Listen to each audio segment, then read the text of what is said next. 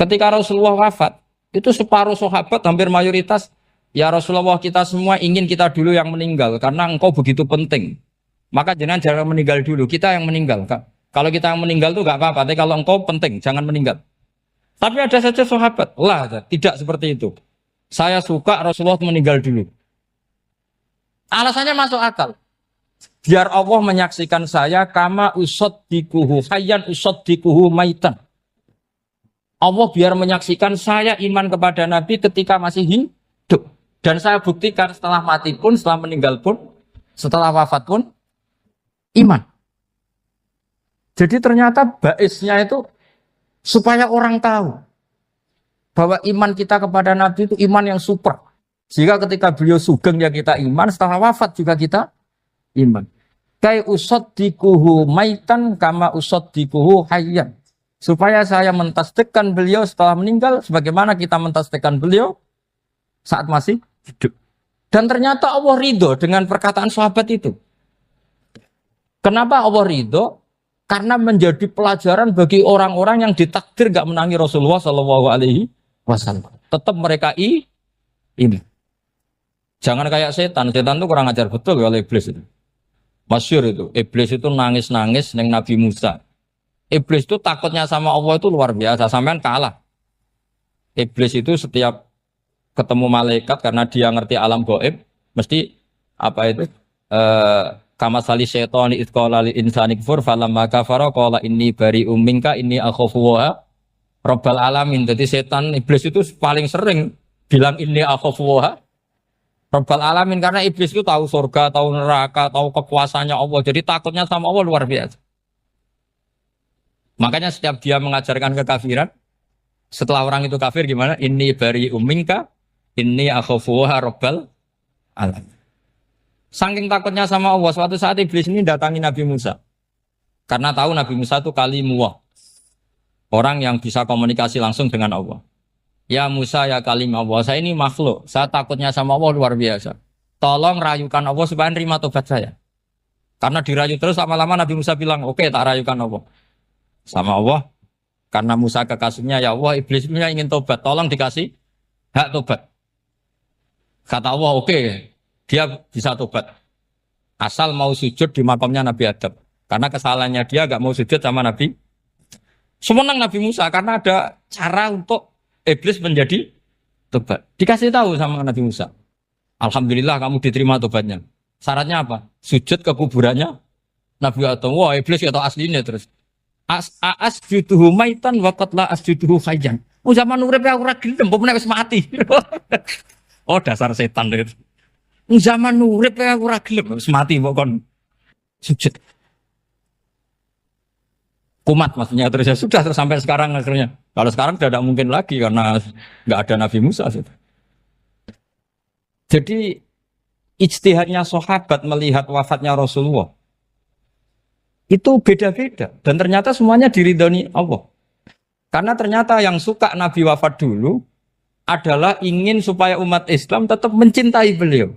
Iman sama beliau, tasdik sama beliau. Sebagaimana tasdik zaman sugeng. Makanya kita harus mencintai guru-guru kita. Uhibbuhu maitan kama uhibbuhu hayyan. Saya sampai sekarang itu ya merasa Mbah Mun itu tidak meninggal. Saya masih merasa kalau bapak saya tidak meninggal. Karena kita mencintai beliau-beliau ketika hidup dan ketika wafat itu sah. Karena beliau-beliau sama kita juga seperti itu. Rasulullah itu ketika mendekati wafat, ya bahasa halusnya intaqala ila rafiqil a'la. Itu Nabi kalau ngedikan tuh rileks sekali. Hayati khairun lakum wa wafati khairun lakum. Cong aku nak uripku ya apik. Engko nak aku wis kapundhut ya apik. Fa amma hayati fali asunna lakum as-sunan. Sebagian riwayat fa innakum tuhadditsuna anni wa uhadditsu ankum. Kalau saya masih hidup, saya bisa mengajarkan kamu sunnah. Mengajarkan kamu tradisi-tradisi yang benar. Dan ketika aku mati, ketika aku sudah wafat, maka saya jejer Allah, kata Nabi. Saya berdampingan dengan Allah, maksudnya dekat Allah. Tentu bila kaifin walan hisab. Terus sudah fa'inna amalakum, amal-amal kamu diperlihatkan ke saya. Belum yang saya sudah dekat Allah, kalau amal kamu baik, saya muji Allah. Kalau amal kamu buruk, saya langsung mintakan ampun kepada Allah. Jadi Nabi rileks sekali.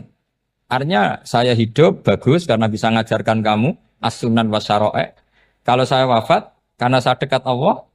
Kalau kamu baik, saya muji Allah. Kalau kamu buruk, saya mintakan ampun kepada guru-guru kita juga seperti itu. Justru setelah wafat, beliau-beliau punya kesempatan dekat sama Allah, dekat sama Al-Mala'il A'la sehingga mendoakan apa? Nah terus kata Sayyid Muhammad, wala taqulu lima yuqtalu fi sabilillahi amwat. Kamu jangan pernah berkeyakinan atau berpendapat atau berkomentar kalau orang-orang yang mati fi sabilillah adalah berstatus apa? Mati, amwat. Kalah. Terus kata Sayyid Muhammad, hadza li amati syuhada. Ketentuan ini bagi umumnya syuhada. Artinya gini, umumnya syuhada saja tidak berstatus amwat. Apalagi hadza Rasulullah, sayyidul syuhada, sayyidul anbiya, sayyidul mursalin. Tentu tidak pernah berstatus amwat. Ya saya ulang lagi ya, jadi zaman cara berpikir, amatus syuhada, syuhada yang umum saja berstatus hidup. Tidak boleh distatuskan amwat. Apalagi Rasulullah itu sayyidus syuhada, sayyidul anbiya. Maka status beliau pasti hayyun la yamut. Pasti beliau itu hidup tidak. Dan karena beliau itu asfaq, sangat sayang kepada kita, sebagaimana zaman beliau hidup itu sayang kepada kita, sampai nangis-nangis minta hak syafaat, maka setelah meninggalkan pun beliau pasti sayang kita dan pasti berusaha supaya kita diampuni oleh Allah Subhanahu wa ta'ala. Sehingga ada sahabat yang tadi berpendapat kalau saya nggak masalah Nabi wafat dulu. Supaya Allah menyaksikan saya usaddiquhu maitan kama usaddiquhu hayyan. Jadi ini cerita sudut-sudut mana. Fikih itu penting sekali. Kata Sayyid Ali yang Shahibu Simtud Durar itu, wabihi qiwamus syariah. Yang bisa mengawal syariat itu hanya fikih.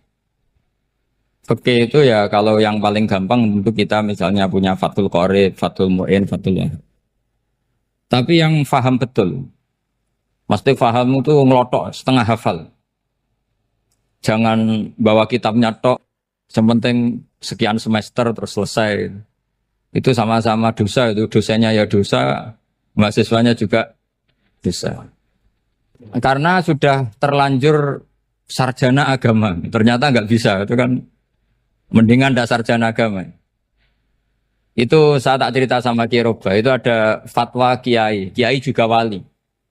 Suatu saat ada penyanyi dangdut top terkenal di Indonesia itu. Itu nyanyi dangdut. Ya penyanyi ya dai. Entah itu hakikat, entah majas, tidak tahu. Itu Kiai itu fatwanya lucu. Kalau kamu datangi dia pas main dangdut, masih saya beri izin. Tapi kalau datangi dia pas pengajian, itu tak larang. Kan santrinya jadi eskal. Ini pas pengajian dilarang, pas dangdutan kok malah dapat izin. Tapi bukan berarti halal ya, dapat izin. Dapat izin kan potensinya bisa karena dilarang lah ya tetap belerot. Terus suatu saat si santri ini setengah wali, tidak wali tapi setengah. Lama-lama itu memahami gurunya. Memahami gurunya ternyata sirinya begini. Kalau seorang penyanyi yang tidak pernah ngaji, kemudian ngomong agama, itu potensinya itu fadallu wa adallu, sesat dan menyesatkan. Tapi kalau dia sedang nyanyi dangdut, penyanyinya cowok, sama jangan bayangkan dangdut putri, enggak, itu cowok sudah tua lagi. Jadi potensi halalnya ada lah maksudnya untuk. Tapi tidak alat musiknya, orangnya. Tapi kalau dia nyanyi, itu paling dosanya hanya nyanyi.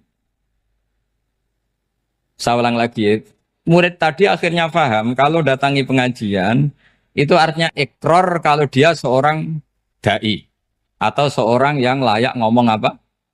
Agama. Itu lebih bahaya karena kita santri, apalagi kita doktor atau MM terus ngekrori orang yang nggak jelas asal usulnya. Tapi kalau nyanyi kan nyanyi saja. Sehingga itu menjadi fikih. Bahaya terbesar dalam fikih adalah apa? Mengkaji fikih tidak dari ahlinya. Ya saya ulang lagi ya, mengkaji fikih tidak dari apa? Ahli. Nah kenapa demikian? Begini, saya beri contoh. ilmu fikih itu tentu pertama dari Rasulullah Shallallahu Alaihi Wasallam, kemudian bersanad sampai kita atau kita sampai Rasulullah. Itu ngalami sekian ijtihad yang tidak mudah. Saya beri sekian contoh. Dulu Imam Syafi'i itu sukanya sama guru yang miskin, ya karena rata-rata santri juga miskin. Jadi mesti ngidolakan guru yang miskin, karena sesama miskinnya harus berkoalisi. Tapi akhirnya gurunya Imam Syafi'i itu miskin sekali. Namanya Muslim bin Khalid Az-Zanji itu miskin, Sufyan As-Tsauri miskin, Sufyan bin Uyainah miskin. Setelah ngaji di Medina itu Imam Malik itu kaya. Pas itu Imam Malik sudah kaya. Setiap ketemu Imam Syafi'i dikasih uang. Sampai ketika Imam Malik itu bilang, kamu sudah alim, ilmu saya sudah habis, kamu ngaji sama yang lain.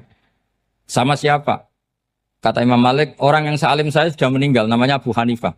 Tapi dia punya murid, namanya Muhammad bin Hasan Asy-Syaibani, kamu ke sana. Terus Imam Malik datang ke Baki. Dulu Baki itu pasar rental, ya Grab lah kira-kira sekarang. Itu mengumumkan, siapa kafilah yang mau ke Irak? Kita ya Imam Malik, dibayari sama Imam Malik. Ini yang antar ke Irak, ke Muhammad bin Hasan Asy-Syaibani. Imam Malik mulai ngeper. Guru saya yang miskin tidak pernah nyangoni, guru-guru saya yang kaya sering nyangoni. Mulai memasalahkan kiai miskin, gitu. Kira-kira seperti itu mulai masalah. Setelah datang ke Irak, di Muhammad bin Hasan Asy-Syaibani itu si Muhammad bin Hasan Asy-Syaibani itu kalau ngitung uang itu di meja tamu. Jadi punya emas lantaan, punya uang. Kira-kira kalau Indonesia punya rupiah, punya dolar, dihitung itu di ruang tamu. Kata Imam Syafi'i, saya dengan Imam Malik saja enggak serik, ini lebih kedonyan lagi kiai. Ngitung uang itu di ruang tamu. Terus akhirnya si Muhammad bin Hasan Asy-Syaibani ini ahlul usul, dia pakar usul. Kamu heran sama saya? Iya, kiai kok kedonyan. Dia ngomong gitu. Tapi kata Muhammad bin Hasan Asy-Syaibani, kalau kiai tidak boleh kaya, itu tak kayak wong fasik. Dan gue demenan, gue mabuk. Oh jangan, nanti dipakai maksiat. Penjenengan mawon kersane digetoat. Berarti kiai oleh sugih, pun angsal-angsal. Semenjak itu jadi satu fikih bagi Imam Syafi'i. Ternyata kalau mengharamkan kiai sugih, berarti membolehkan yang fasik sugih. Kalau yang fasik sugih bisa dipakai i'anah alal maksiat. Semenjak itu mindset pikiran Imam Syafi'i rubah. Saking rubahnya sampai beliau berpendapat orang bisa beli Alphard, kok beli carry itu haram. Bisa jadi bupati kayak Pak Roba, jadi RT haram. Pokoknya gitu. Bisa keren kayak Gus Bak, kok jadi orang pendengar haram. Pokoknya haram terus. Karena dalil beliau al-Islam ya'lu wala yula alaih. Coba sampean ridho misalnya jadi orang Gresik dipimpin orang yang enggak sholat, ridho ndak? Ndak. Atau sholat tapi enggak bisa ngaji, ridho ndak? Ketika yang bisa ngaji berpotensi jadi buba, terus keterusan. Karena Imam Syafi'i keterusan, ya umatnya keterusan. Akhirnya orang-orang Syafi'i itu politikus rata-rata. Ya, makanya sama jangan kaget sama Baruba. Kakak saya wakil bupati ini. Putranya Mbah Mun ada yang wakil apa? Gubernur. Dulu Gus Wahid ya menteri agama. Itu asal usul dari perubahan fikih, mindset, cara berpikir Imam Syafi'i. Jadi dulu itu fikih ditemukan itu jelimet, ada perdebatan. Itu tidak hanya pada level ulama, pada level Nabi pun ada perdebatan. Jadi jangan kira Nabi itu tidak debat, ya debat. Nabi itu asal seangkatan itu mesti debat, termasuk debat dengan malaikat. Jadi kalau perlu ya debat sama apa? Karena malaikat itu kan lugu itu gak iso mikir. Karena kalau malaikat iso mikir bisa jadi rektor. Nanti kasihan Pak Salam ini. Malaikat gak boleh jadi rektor. Malaikat Israel itu gak tahu etika. Jadi beliau ketika mau membunuh, mencabut nyawanya Ibrahim datang, ya Ibrahim saya ini disuruh nyabut nyawa kamu. Kata Ibrahim, wah kamu itu pasti salah. Kamu tahu saya siapa? Saya ini Khalilur Rahman, kekasih Allah. Masa kekasih membunuh yang dikasih? Ini enggak benar, logika itu enggak benar. Pasti kamu salah. Karena Israel itu tidak bisa debat. Ketika ditanya, hal ra'aita khalilan yumitu khalilah. Masa kekasih membunuh yang dikasih? Saya ini Khalilur Rahman. Masa Allah mencintai saya kemudian membunuh saya, itu logika agak bener. Tidak keliru, kamu itu keliru. Israel akhirnya terbang lagi. Ya Allah, katanya logika saya ini salah. Karena masa kekasih membunuh yang dikasih. Karena Israel nggak pernah sekolah, nggak pernah sekolah. Nggak bisa dia jawab. Akhirnya diajarin Allah. Dah kamu bilang gini ke Ibrahim. Hal ra'aita khalilan yakrahu ayyalqa khalila. Masa kekasih tidak siap ketemu yang dikasih. Dibalik logikanya. Akhirnya datang lagi ke Israel. Kata Allah begini. Masa jenengan kekasihnya tidak siap ketemu yang kau kasih. Oh ya oke mati gak apa-apa. Jadi ilmu itu ngalamin perdebatan. Jadi saya datang murni karena Kiai Mas Buhin, bukan karena MC. Itu dosa besar kalau saya datang karena MC. Karena saya punya kewajiban yang lebih besar. Jadi yang bisa mengalahkan adalah a'dzama minhu, yang super besar. Karena jelas ada riwayat inna min abaril birri silatar rajuli ahla wuddi abi. Ya, inna min abaril birri silatar rajul ahla wuddi abi. Di antara kebaikan yang sangat baik adalah seseorang menyambung teman bapaknya. Padahal sampean kan nggak mungkin teman bapak saya. Teman saya aja nggak mungkin, nggak level apalagi bapak saya kan. Jadi malah mohal itu. Saya berkali-kali cerita di mana-mana cerita, fikih itu harus dievaluasi. Karena ini masalah furu'iyah. Saya berkali-kali cerita di mana-mana cerita. Hukum berteman orang fasik gimana? Pasti orang jawab haram karena takut ketularan orang fasik. Tapi kalau dibalik, hukumnya bina orang fasik gimana? Ya baik, umatnya Nabi. Bisa bina kalau berteman. Kamu bisa bina orang fasik tanpa berteman? Gak bisa. Jadi kalau dibalik, hukum berteman orang fasik gimana? Haram. Hukumnya bina orang fasik? Baik. Bisa bina kalau berteman. Berarti berteman orang fasik? Ya terus nanti pada level lapangan sih gampang. Kalau yang soleh membina yang fasik dan yang fasik ketularan yang soleh, maka ternyata kalau yang soleh ketularan fasik ya berarti ternyata buruk. Tapi kan hukum masa nunggu kenyataan kan jadi nggak hukum. Di mana-mana hukum itu kan ada asumsi karena ini masalah ijtihad. Nah itu yang dilakukan para ulama kita. Jadi sampean harus mengkaji fikih secara detail karena tidak hanya kita yang khilaf. Nabi-nabi juga khilaf dalam menentukan dakwah ilallah. Wali-wali kita kayak Abdul Hasan Asyadili sama Sayyid Abdul Al-Haddad itu juga. Imam Ghazali ya khilaf. Imam Suyuti itu kalau ketemu Al-Qastolani itu saling tidak nanya, saking nggak cocoknya. Masyhur itu. Jadi ulama ora cocok. Bedanya nak saiki perkara partai. Kalau orang gini enggak. Karena pakai asumsi. Pakai asumsi karena memang susah. Ndak misalnya memang tak bedai, tak beri yang di ndak misalnya ada orang rukuk kemudian kentut. Itu sholatnya batal apa enggak? Enggak, jawab saja. Enggak, orang sholat kemudian pas rukuk kentut atau kelihatan auratnya. Sholatnya batal apa enggak? Batal. Itu keliru nih sampean, itu salah dosen mesti itu. Pertanyaannya gini, yang dikatakan sholat itu kan aqwalun wa af'alun muftatahatun bitakbir muftatamatun bitaslim. Lalu ketika sampai rukuk apa sudah namanya sholat sehingga kamu katakan batal? Namanya sholat aja belum kok sudah kamu katakan batal gitu.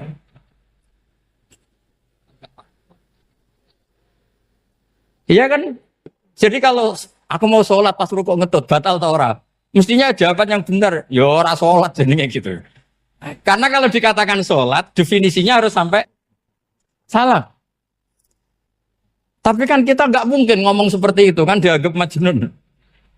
Padahal itu yang benar, yang punya kecerdasan. Nah makanya pertanyaannya, fikih itu ngikuti bahasa awam apa bahasa istilah?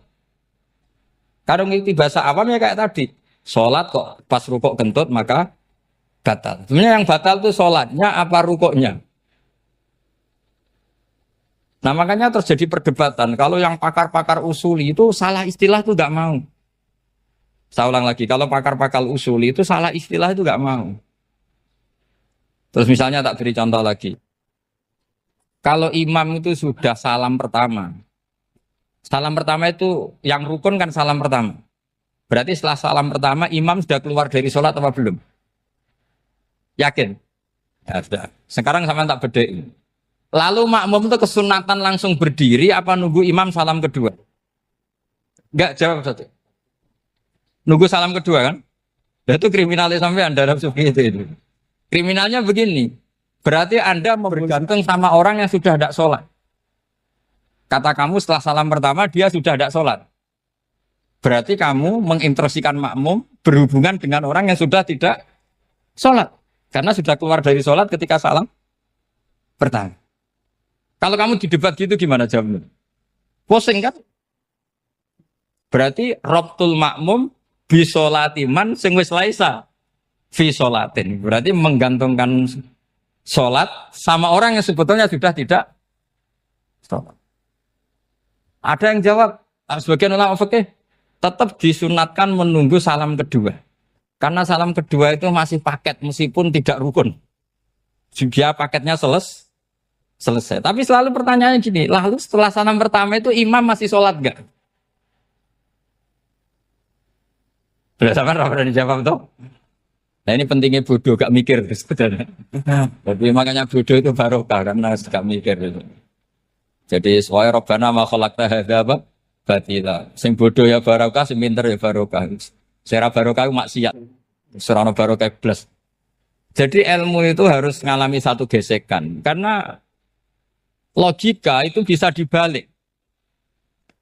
Nah karena ilmu itu mengalami satu gesekan, satu logika yang bisa kayak iya kayak enggak. Sehingga jargon di dunia ijtihad itu begini. Ra'yuna shawabun yahtamilul khata' wa ra'yuka khata'un yahtamilus shawab. Pendapat saya benar tapi mungkin salah. Tapi pendapat kamu taruhannya salah dulu tapi yang mungkin benar. Jadi mustahid kalau kata mustahid itu lucu. Ngomongnya itu ra'yuna shawabun yahtamilul khata'. Pendapat saya tarifnya benar dulu tapi yang mungkin salah. Kalau pendapat kamu salah tapi ya mungkin benar atau mungkin bisa salah ya tidak tahu pokoknya mungkin benar. Nah kenapa demikian? Begini, di luar masalah tauhid, saya ulang lagi di luar masalah tauhid, itu tentu ada masalah-masalah yang sifatnya ijtihadiyah. Ya saya ulang lagi, yang sifatnya apa? Ijtihadiyah. Dan ijtihadiyah ini nggak pernah selesai karena muqtadul hal, konteks kesejarahan maupun konteks kesempatan itu tidak sama. Dulu kiai-kiai itu ngaramkan dasi, ngaramkan celana karena yang celananan yang dasinan itu penjajah. Sehingga mantas sabah biqaumin bahwa minhu. Tapi lama-lama kiai-kiai itu ya pakai dasi, pakai celana. Ya karena dianggap sudah tidak mantas sabah biqaumin bahwa minhu. Ini ngalami pergeseran. Semua istihad itu ngalami pergeseran. Lalu pertanyaannya begini, lalu istihad apa Gus yang permanen? Yang permanen ya istihad dengan alatut istihad apa? Istihad. Saya beri contoh misalnya begini. Nabi Musa itu yang ngalami istihad. Kata beliau karena kangen Allah, itu ingin melihat Allah karena kangen. Rabbi arini anzur ilai. Qala lan tarani walakin anzur ilal jabal. Ya sudah namanya orang kangen ya ingin melihat. Ya sudah gitu aja. Sehingga ahli ilmu kalam itu berdebat. Kalau kata ahli sunnah, karena Nabi Musa minta ingin melihat Allah, berarti melihat Allah itu jaiz, mungkin. Karena Nabi gak boleh bodoh meminta sesuatu yang mau hal. Maka antipatinya ahli sunnah terhadap pendapat Mu'tazilah itu antipati. Karena menurut pendapat Mu'tazilah, Allah itu qadim, Allah itu laisa kamislihi syai'un, sehingga gak bisa dilihat.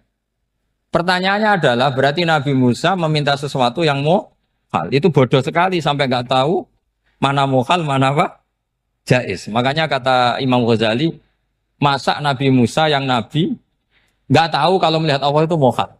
Sampai minta berarti nganggap itu jaiz atau boleh. Itu cara pandang orang-orang ahli sunnah apa? Wal jamaah.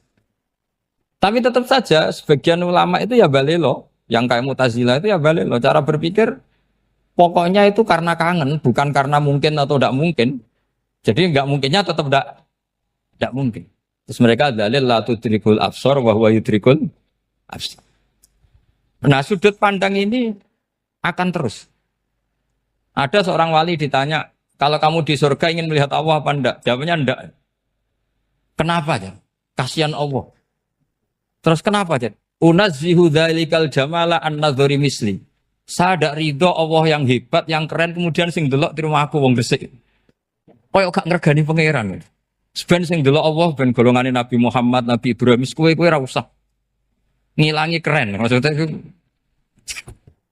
Jadi ada ulama itu jadi wali kalau sholat itu karena di soft belakang. Tapi jangan ditiru. Itu kan gak lazim ya. Lazimnya kan afdhalus sufuf as-saful awal. Ketika ditanya, kenapa kamu kalau sholat di belakang? Cek GR, koyok wani suwan pangeran gak ngarep. Aku sungkan, nanti gue gulir. Kalau zaman kan karena males, bukan karena sungkan. Jadi itu artinya rasa ya.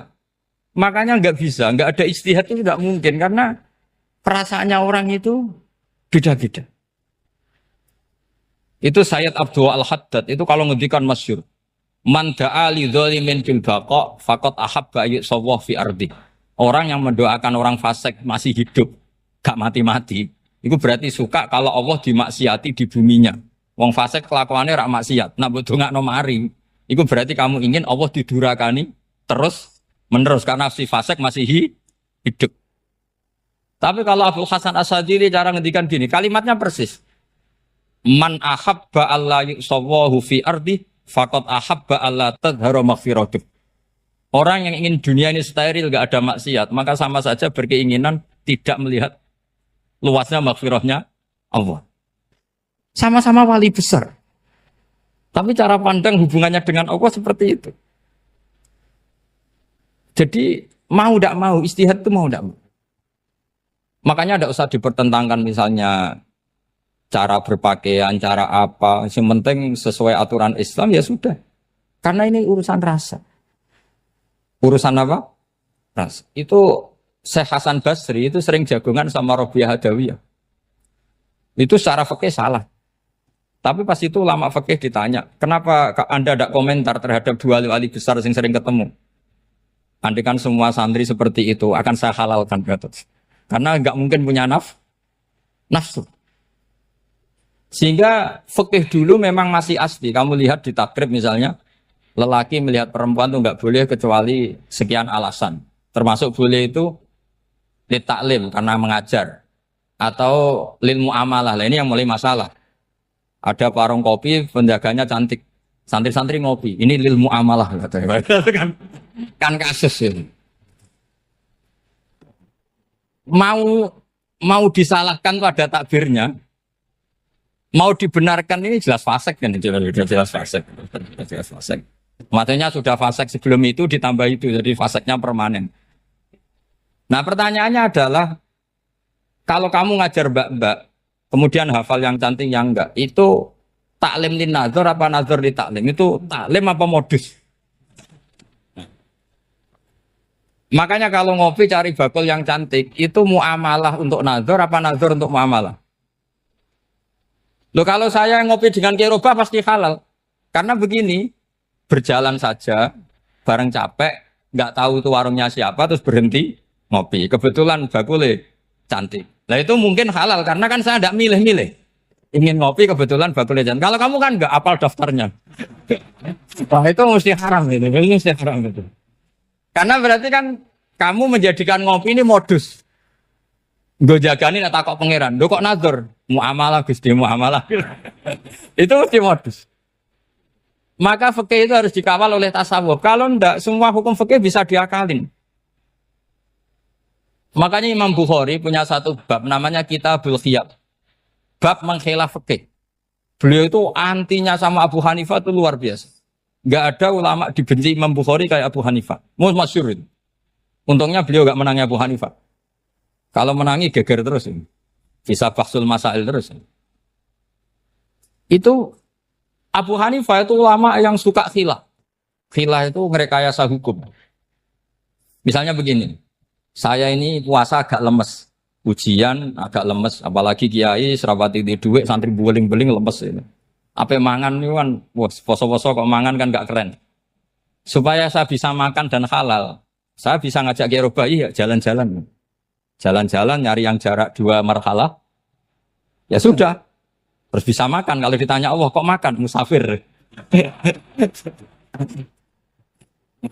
Jadi bolehkah insya safar menciptakan pergi demi untuk supaya boleh iftar? Boleh enggak cara jenengan? Enggak boleh, alasannya apa? Kan pergi. Perginya juga enggak maksiat. Itu khilaf. Tapi Sayyid Muhammad, Abuya Sayyid Muhammad, Muhammad bin Alawi, Sayyid Muhammad, itu membela Abu Hanifah. Artinya membela jangan semua khilaf itu diharamkan. Karena itu cara, saya ulang lagi, karena itu cara untuk mengawal bahwa hukum Allah itu luas. Karena kalau nggak ada khilaf itu ya kita kesulitan. Kita kesulitan. Misalnya begini, ini penjelasannya, makanya kita harus sering mendengar. Saya itu dulu masih sangat fikih itu protes, kenapa ada puluhan polisi wanita? Itu kan pekerjaan cowok ya, pekerjaan pria. Tapi setelah mendapat penjelasan dari polisi, itu alasannya masuk akal. Gus, kadang-kadang orang nakal itu menyembunyikan narkoba, itu di alat wanitanya. Itu kalau semua lelaki, polisi kayak jenengan, itu kan masalah itu. Sehingga memang harus ada polisi wanita, karena sebagian pengedar narkoba itu perempuan, dan menyembunyikannya di tempat itu. Kalau semua polisi cowok kan gak kebayang. Sehingga kita akhirnya mendengar, membolehkan polisi itu wanita. Ada wilayah yang harus wanita. Begitu juga ada pertanyaan, kenapa sih dokter kandungan itu cowok? Saya punya banyak santri yang muhibin saya itu dokter kandungan. Tak tanya, kamu itu kok cowok kok jadi dokter kandungan? Kan pekerjaannya seperti itu. Dia jawabnya lucu. Dari 10 yang tes jadi dokter kandungan, itu yang cewek itu lulus 2. Yang cowok lulus semua. Karena ketika cewek dites melihat ketuban pecah darah itu langsung pingsan. Sehingga yang secara psikologi dablek itu kan memang lelaki. Jadi roh wongnya sewakit santai. Kadang nggak lahir-lahir dinteni nang jopo rokokan santai. Itu kalau cewek yang jadi dokter kandungan itu nunggu jam 11, jam 4 sudah pingsan. Nah ini cerita, bukan berarti saya menghalalkan, enggak. Kita harus mendengar, saya ulang lagi, kita harus apa?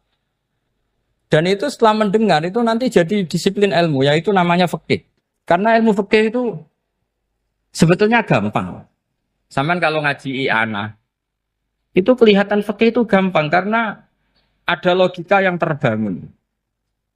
Misalnya begini, orang kalau tawaf itu disuruh agak jauh dari Ka'bah. Jangan sampai nginjak sadarwan. Karena sadarwan itu pondasi itu ikut Ka'bah. Kenapa begitu? Ya jenenge ra muteri Ka'bah, ide-ide Ka'bah. Jadi sebenarnya sederhana logikanya. Sing jenenge muter itu di luar itu kita muter. Nah kalau nginjak pondasinya namanya gak muteri Ka'bah tapi ide-ide Ka'bah. Ya jadi sederhana sebetulnya ya masuk akal. Jadi fikih itu nggak ada yang iskal, sebetulnya masuk akal. Tapi karena kita nekuni itu tidak serius, maka terus jadi paradok. Saya beri contoh lagi, ini sebagai penghormatan saya sama Kiai Mas Bukin, karena ini sudah namanya fakih. Kalau ada ayam jago ditabrak truk, terus kejet-kejet, andai kan dibiarkan pun mesti mati. Karena gerakannya sudah harokatul masbuh. Terus kamu sembelih, itu halal apa enggak? Enggak jawab, ayam jago loh. Kalau kamu katakan halal, dia sudah tidak punya hayatun mustaqirroh, kehidupan yang permanen. Andai kan kamu biarkan pun 1 menit lagi meninggal. Kejet-kejet kan mau prosedur saja. Maksudnya pantasnya mati ya kejet-kejet sih, tapi sebetulnya sudah pasti mati. Maka ini ada 2 ulama. Kalau kata Imam Malik tetap namanya halal. Karena ruhnya masih di situ, sehingga ketika kita nyembelih, ya nyembelih hewan yang hidup. Yang namanya nyembelih itu pokoknya mematikan yang punya roh. Sementara saat itu rohnya masih di situ. Meskipun 1 menit lagi pasti. Tapi kalau mazhab Syafi'i enggak, ini sudah harokatul masbuh. tidak punya hayatun mustaqir. Sehingga dalam perdebatan ulama fikih itu lucu, kadang ya gampang mangkel no. Misalnya begini, kalau ada anak lahir tidak ada amaratul hayat, nggak nangis, nggak bernafas, sunat disolati apa enggak?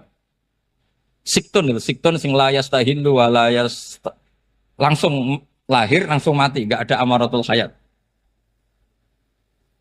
Ora tahu mikir tuh. Itu tidak wajib disolati.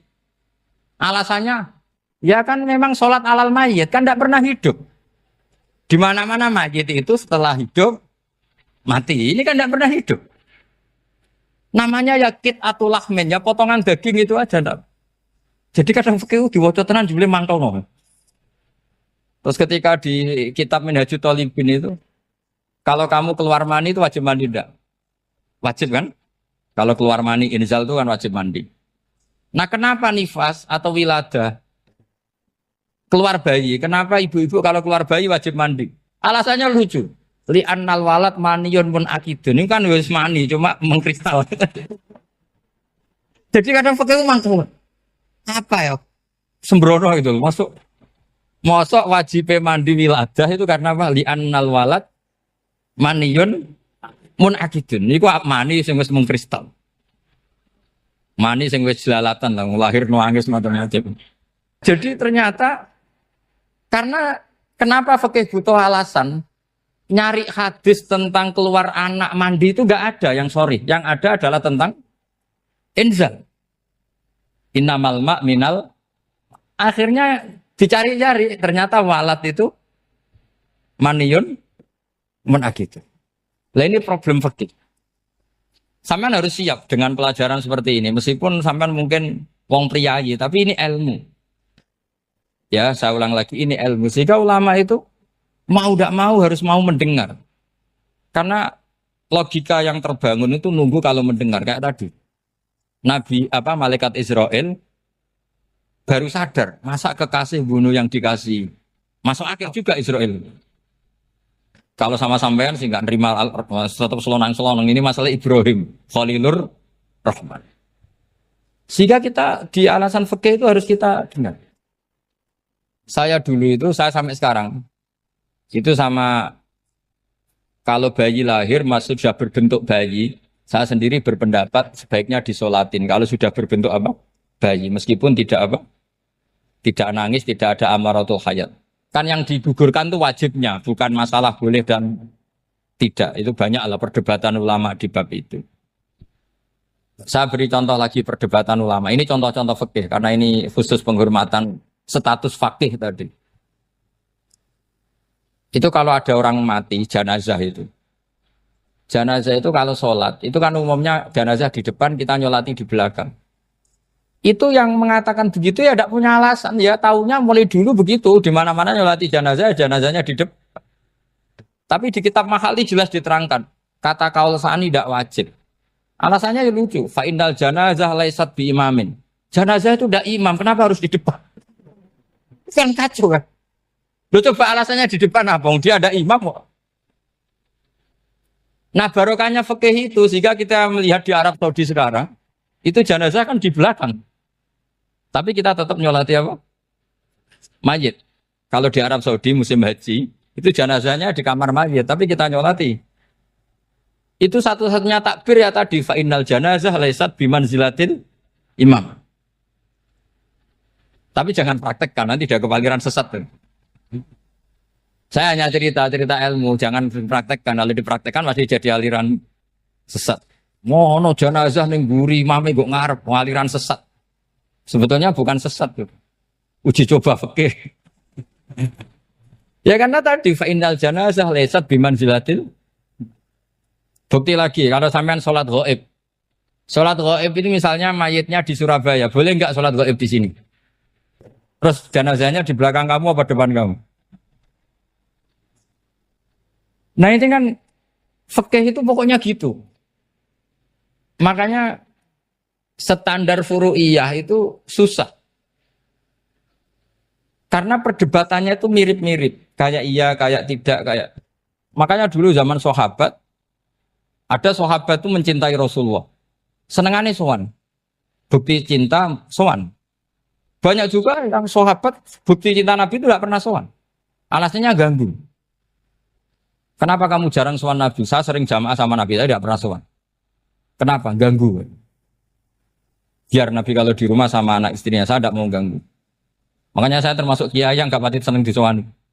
Karena ya itu tadi. Kalau ngulang seneng saya, kalau disowani biasa saya.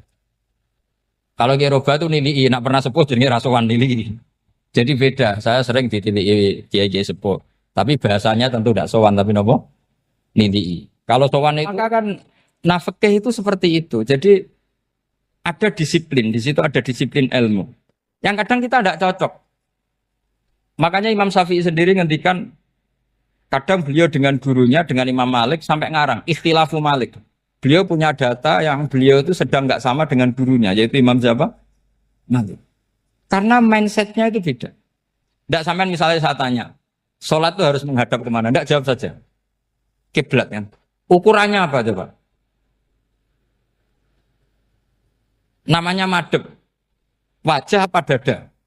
Imam Syafi'i milihnya dada. Sekarang praktekkan dalam dialog keseharian. Saya jagungan sama Kiai Roba, seperti ini, terus wajah saya begini, madhep enggak? Nah itu masalah. Terus pertanyaannya, madhep dengan dada itu fis sholat apa fil qiyam?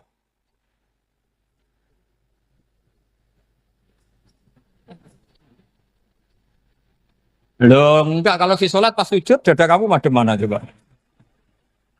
Kamu enggak pernah mikir kan? Ya madhep pakai dada itu kan kalau berdiri, kalau rukuk sama sujud,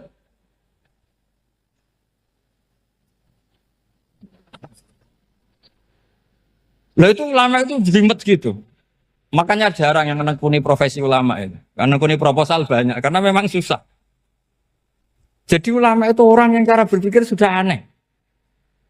Sehingga mereka detail. Maksudnya menghadap itu apa? Ukurannya kalau berdiri ya dada. Tapi nggak bisa kamu katakan atawajjuh bisodri aturan dalam sholat. Fikuli sholat. Pertanyaannya lah kalau rukuk sama sujud. Dadanya menghadap kemana coba? Maka itu ilmu yang sudah jelimet. Nah ulama usul fikih, ulama yang nggak mau salah per detail hukum. Sehingga menurut Imam Rafi'i, misalnya kalau beliau ditanya, sujud itu gimana ya? Asal wat ujabha, ya sujud. Tapi kalau menurut Imam Nawawi harus melibatkan 7 apa? Anggota, yaitu al-jabha, wal yaden, warubaten, wal kodame. Oke, Imam Nawawi kita ikuti. Tentu keseharian kita pakai Imam Nawawi. Yaitu berdasar hadis umir tu an asjuda ala sab'ati jumin al-jabha wal yaden warubaten wal kodamen. Berarti berapa? 7. Tapi pernah saya cek di kitab karangannya Imam Syafi'i ketika beliau ngendikan saya suka kalau orang sujud itu melibatkan 7 anggota berdasar hadis ini. Tapi kata beliau wayah tami itu dan bisa saja sujud yang watul jabhah itu sudah cukup. Terus kata Imam Syafi'i, limada, karena Nabi ketika sujud itu hanya ngendikan begini, sajadalaka wajhi wa sam'i wa basori. Gak ada di hadis wayadi wa rubati wa kodami. Ya sudah akhirnya, nah itu sudut pandang.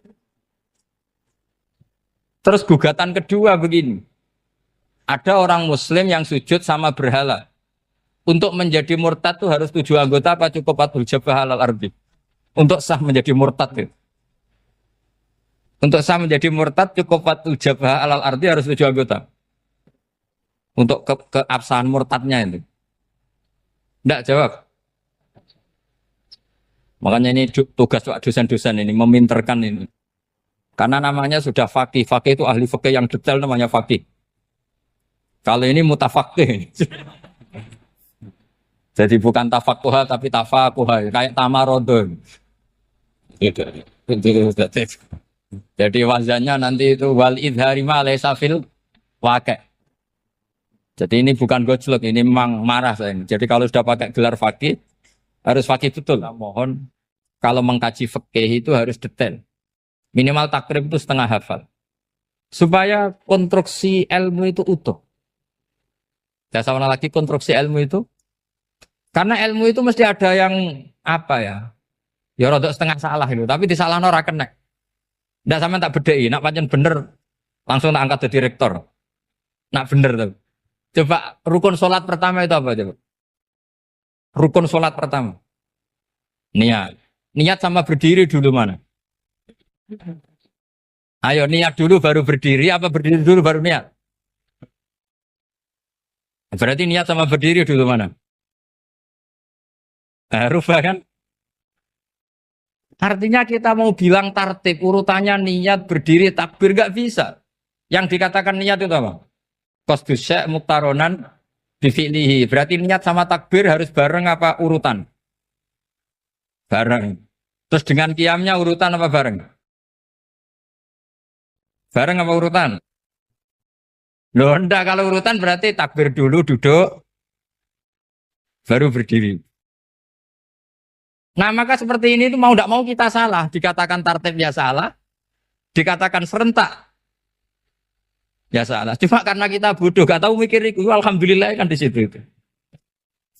Lu coba niat sholat loh, niat takbir qiyam dulu man.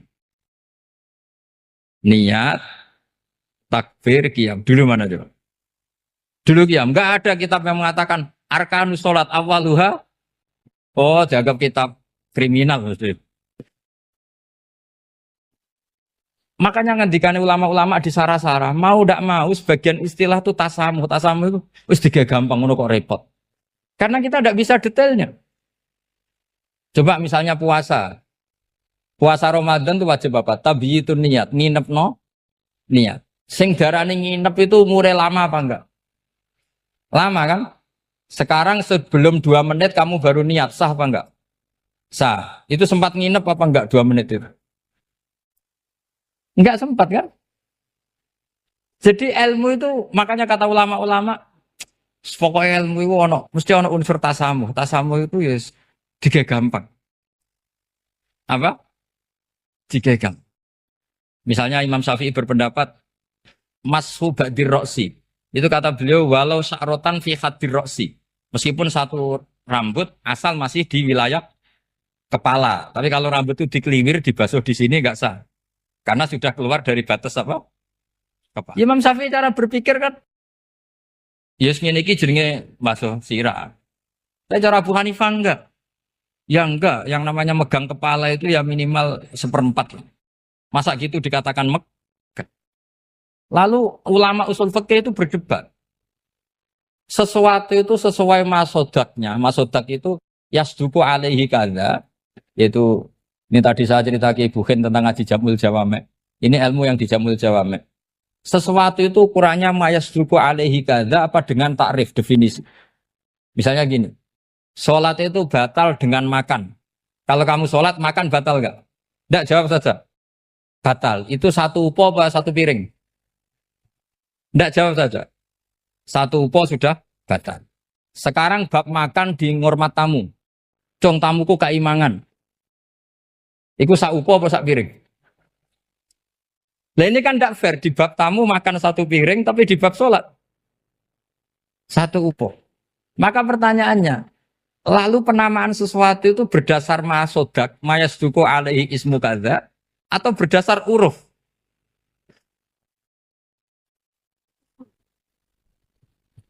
Ukurannya apa coba? Maka terus jadi perdebatan. Nah ini di sini ini pentingnya ulama karena ya sekarang saya bedai sekarang. Cengkeh itu wangi apa enggak? Kategorinya cengkeh. Wangi kan? Kalau orang bikin kue tar pasti pakai apa? Cengkeh. Pakai wedang ronde supaya manis. Apa wangi dikasih apa? Cengkeh. Nah itu saya berkali-kali cerita. Pernah mau dipikirkan orang Islam itu nggak boleh rokok karena dianggap pakai apa? Mewangi karena ada apa? Cengkeh. Tapi terus didebat. Kalau gitu berarti orang Jumatan sunat rokok. Karena Jumatan disunatkan pakai pewangi.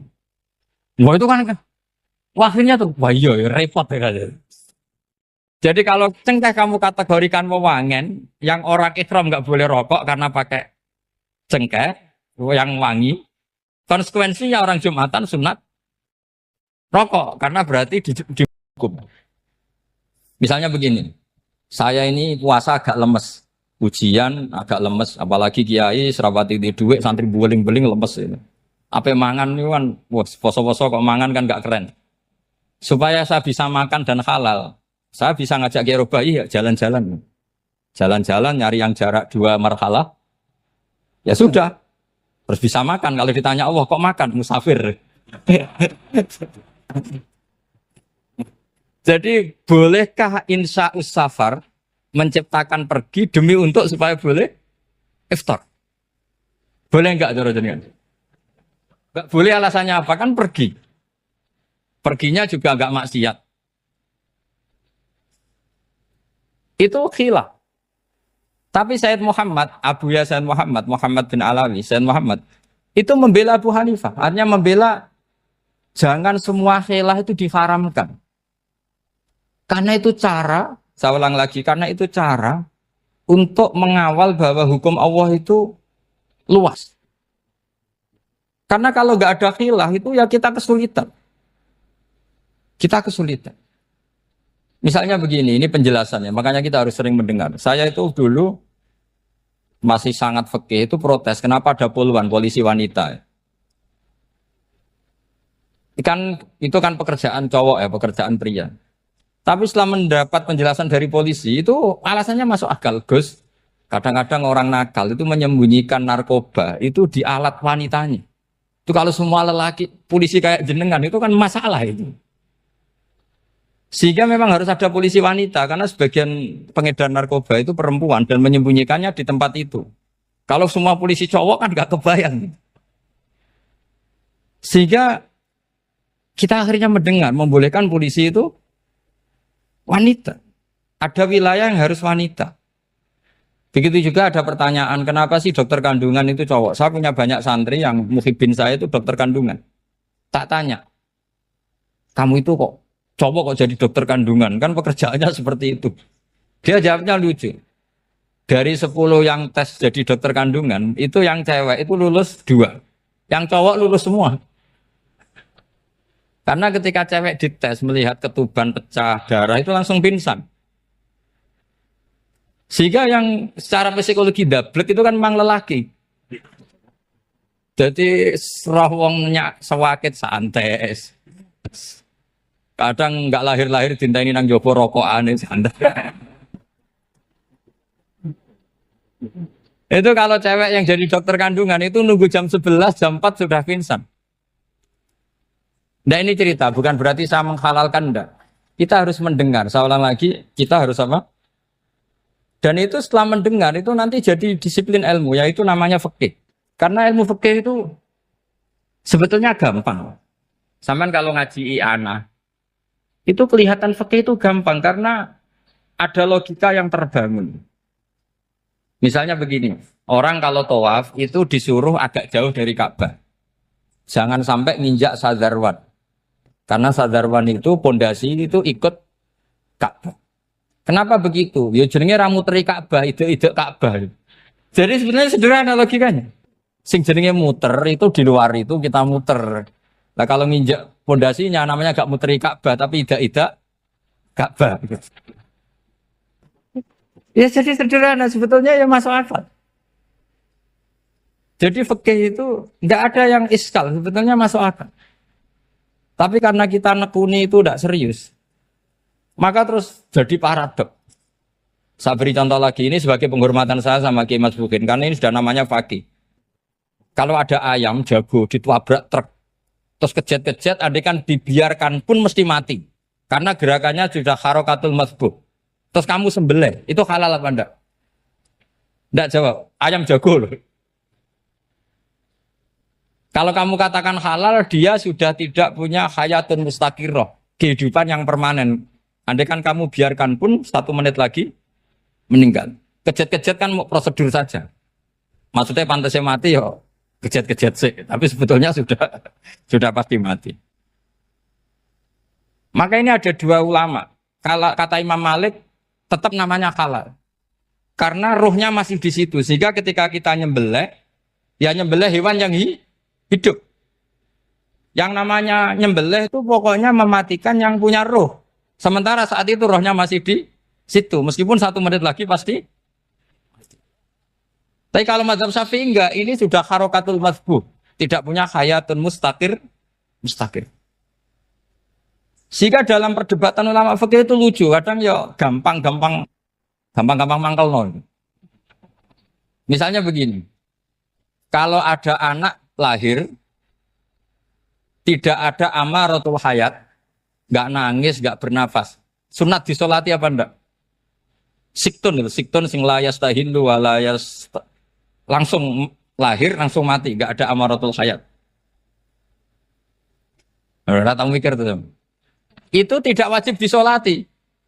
Alasannya, ya kan memang sholat alal mayit kan tidak pernah hidup. Di mana-mana mayit itu setelah hidup mati. Ini kan tidak pernah hidup. Namanya ya kit atau lahmin, ya potongan daging itu aja. Enggak. Jadi kadang fikih diwaca tenan jebule mangkel no. Terus ketika di kitab Minhajul Thalibin itu, kalau kamu keluar mani itu wajib mandi enggak? Wajib kan? Kalau keluar mani inzal itu kan wajib mandi. Nah kenapa nifas atau wiladah keluar bayi? Kenapa ibu-ibu kalau keluar bayi wajib mandi? Alasannya lucu.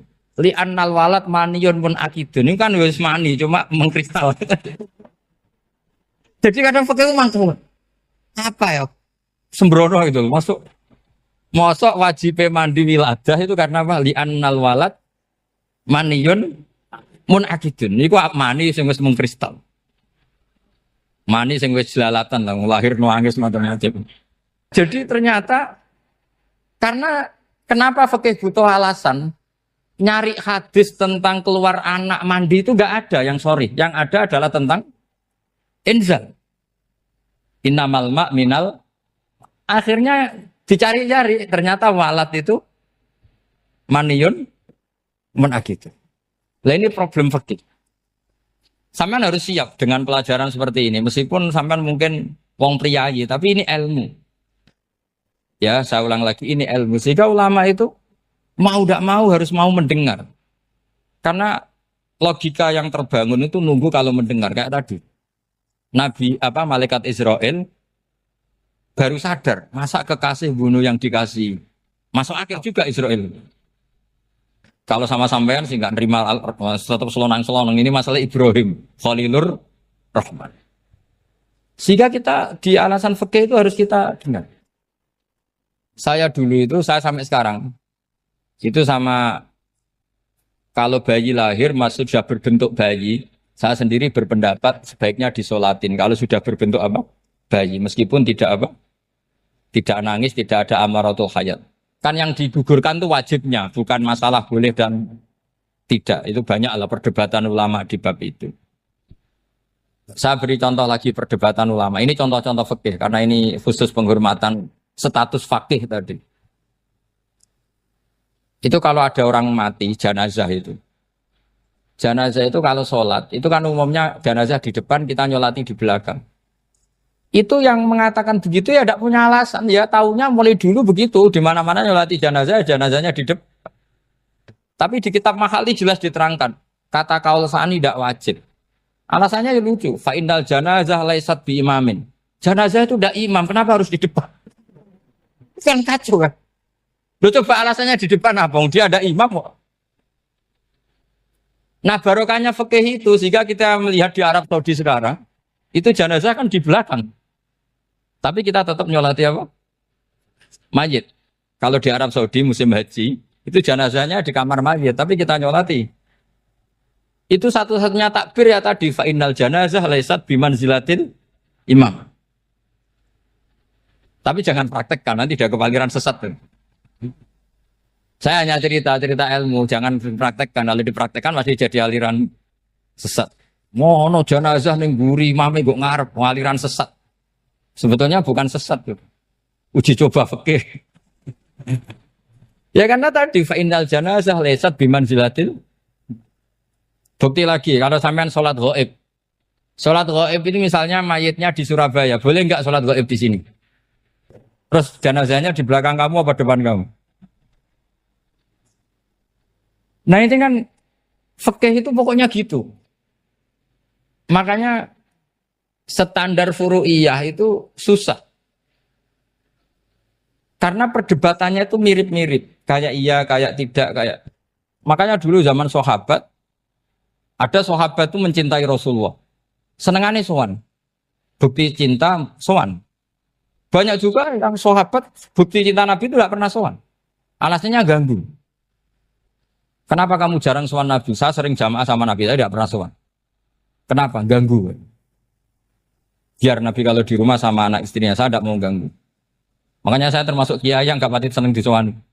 Karena ya itu tadi. Kalau ngulang seneng saya, kalau disowani biasa saya. Kalau Kiai Roba itu nilai, nak pernah sepuh jadi rasuan nilai. Jadi beda, saya sering ditilii Kiai sepuh. Tapi bahasanya tentu tidak sowan, tapi nopo nilai. Kalau sowan itu maka kan nafkah itu seperti itu. Jadi ada disiplin, di situ ada disiplin ilmu. Yang kadang kita tidak cocok. Makanya Imam Syafi'i sendiri ngendikan kadang beliau dengan gurunya, dengan Imam Malik sampai ngarang, ikhtilafu Malik. Beliau punya data yang beliau itu sedang nggak sama dengan gurunya, yaitu Imam siapa? Malik. Karena mindsetnya itu beda. Tidak sampai misalnya saya tanya, sholat itu harus menghadap kemana? Tidak, jawab saja. Kiblat kan. Ukurannya apa coba? Namanya madhep. Wajah apa dada? Imam Syafi'i milihnya dada. Sekarang praktekkan dalam dialog keseharian. Saya jagungan sama Kiai Roba seperti ini, terus wajah saya begini, madhep enggak?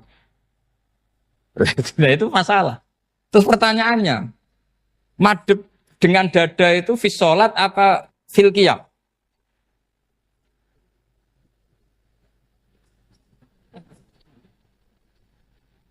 Loh enggak, kalau fis sholat pas sujud dada kamu madhep mana coba? Kamu enggak pernah mikir kan? Ya madhep pakai dada itu kan kalau berdiri, kalau rukuk sama sujud.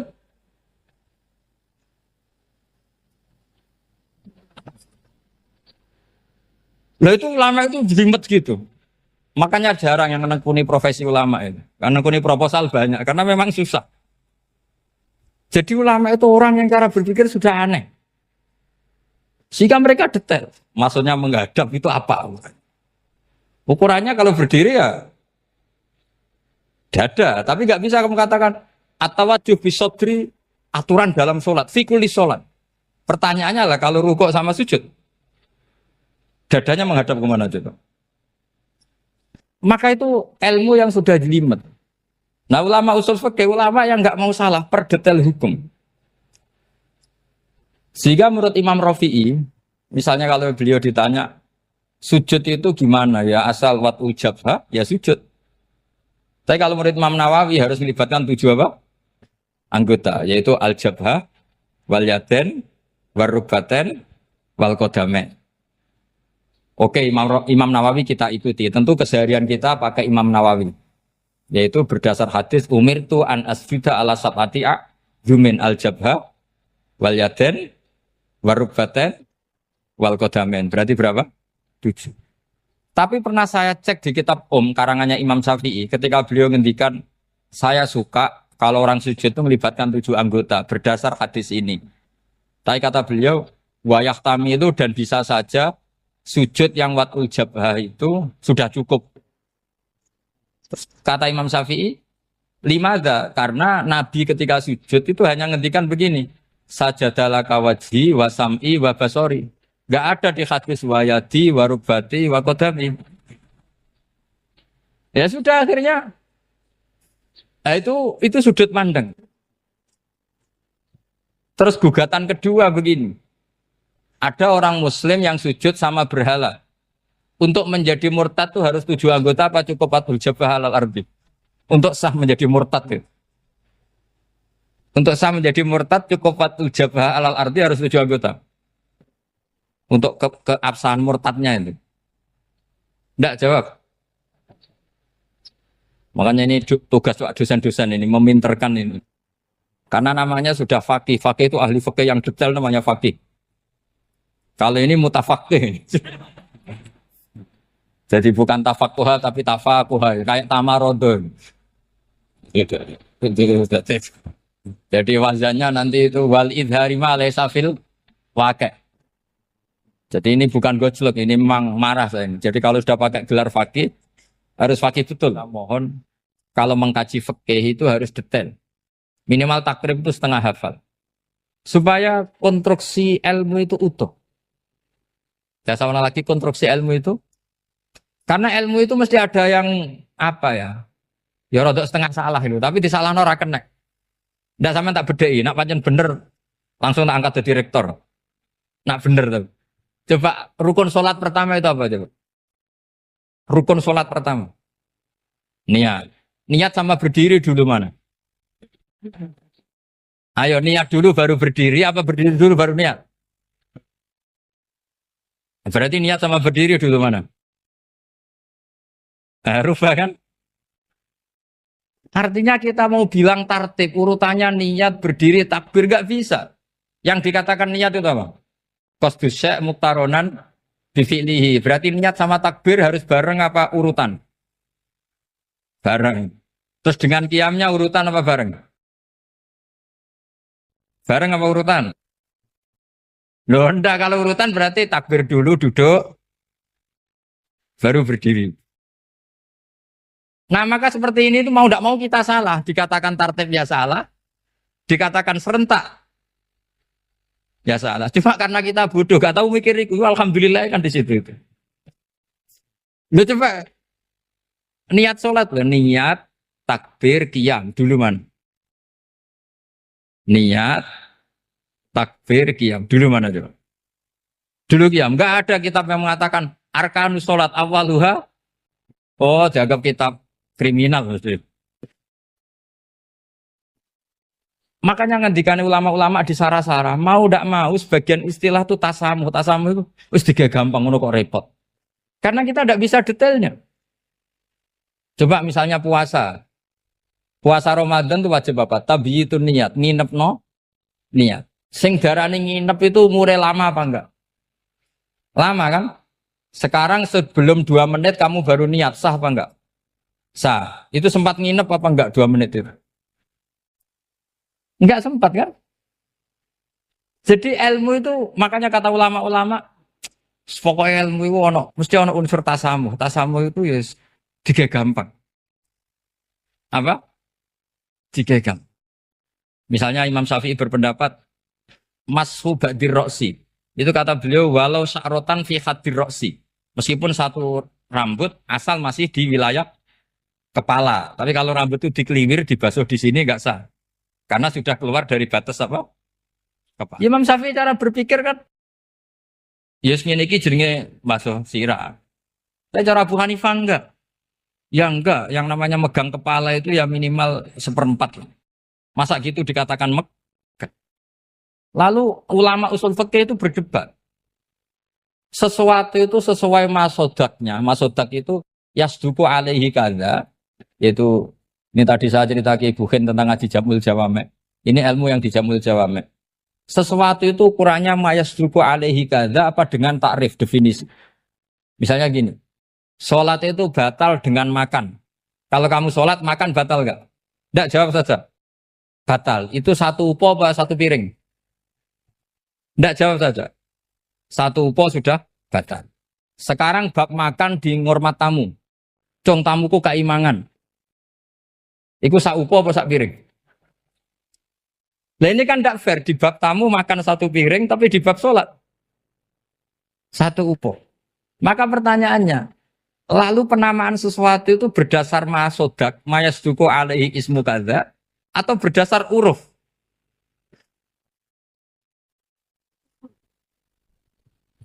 Ukurannya apa coba?